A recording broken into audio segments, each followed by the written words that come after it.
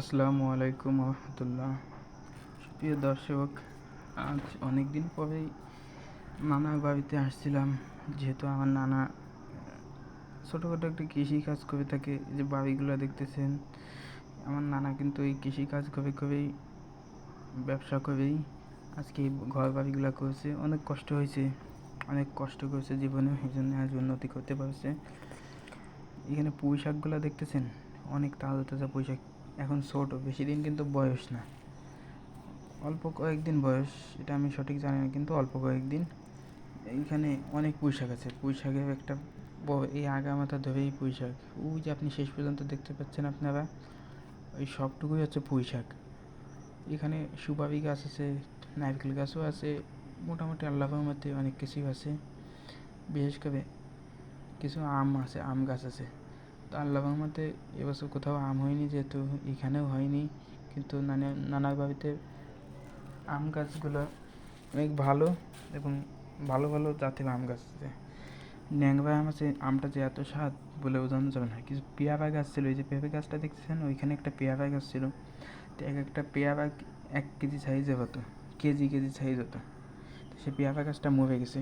এখানে কিছু দানা ছাপাইছে, বেশি দিন লাল শাকের তো বেশি দিন হয়নি, 2-3 দিন হয়েছে, ছোটো ছোটো ফুটছে। বেগুন গাছ আছে, এখানে আছে বেগুন, আর এইগুলো আছে ডাঁটা, এগুলো আছে ডাঁটা। আর বেগুন গাছগুলো বড় হয়ে গেছে, কিন্তু বেগুন এখনো হয়নি। আর ওইগুলো আছে লম্বা যে ডাঁটা, এইগুলো আস্তে আস্তে তুলে তুলে বিক্রি করতেছে। আপনার প্রায় 100 কেজি, গত কয়েকদিন আগে 100 কেজি বিক্রি করছে, তার কয়েকদিন আগে 50 কেজি, এরকমভাবে 100 কেজি 200 কেজি করে বিক্রি করতেছে আর কি। পেঁপে গাছটা মরে যায়নি, কিন্তু একটু সমস্যা, এজন্য এই পেঁপে গাছটা উঠাই দেবে সম্ভবত। তারপরে এই সাইডে আবার পুঁই শাক লাগাইছে, দেখছেন কত সুন্দর সুন্দর পুঁই শাক হচ্ছে।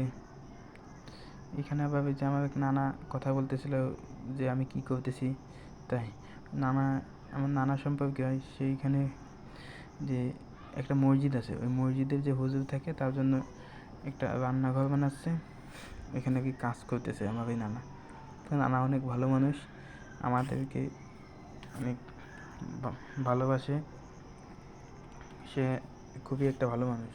আর এইখানে আছে আমার মেজা মামিরা রান্নাঘর বানাইছিল, ওই যে আগের যে ঘরটা দেখলেন, ওইটা হচ্ছে রান্নাঘর, আর এই যে সেই মসজিদ। আর এইখানে আমার আরেক মামা, মানে আমার নানার ভাইপো, সে হচ্ছে এইখানে ঘাস লাগাইছিল, দেখছেন আলহামদুলিল্লাহ অনেক ভালো হয়েছে। আর ওই যে ঘরগুলো দেখতে পাচ্ছেন পুকুরের ওই পাশে, আপনাদের একটা শর্ট ভিডিও দিয়েছিলাম মুরগির খামারের, এই সেই মামার সেই খামার এইখানে একটা আছে, ওই পাশে আর একটা আছে। তো মামা এইখান থেকে অনেক টাকাই ইনকাম করে থাকে প্রতি মাসে। মামার এখানে প্রতিদিন 800 থেকে 900 ডিম হয়, এইগুলো আপনার পাইকারি দামে বিক্রি করে। আমার সেজে মামার দোকান আছে বাজারে, সেও কেনে। তো সবশেষে আমি বাড়ি যাওয়ার সময় এখানে একটা মাঠ আছে, এই মাঠের এইখানে যে অনেকগুলো কলা গাছ, এইগুলো আপনাদেরকে দেখাচ্ছিলাম, দেখেন এখানে প্রায় 200-300 উপরে কলা গাছ আছে, কমপক্ষে 200 কলা গাছ তো হবে। আর এই ঘেরটাও কিন্তু অনেক।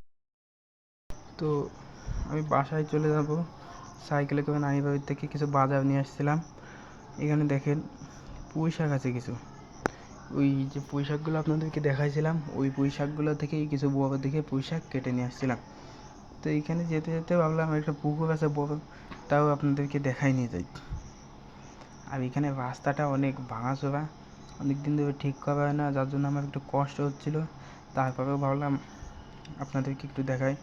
তো অবশেষে আমি বাড়ি চলে আসলাম, বাড়ির দিকে। এখানে নদীর পাড়, এখানে আপনাদের একদিন ভালো করে দেখাই দেবো। এখানে একটা শাল বাগান আছে ঘাস লাগানোর, সেইখানেও দেখাবো।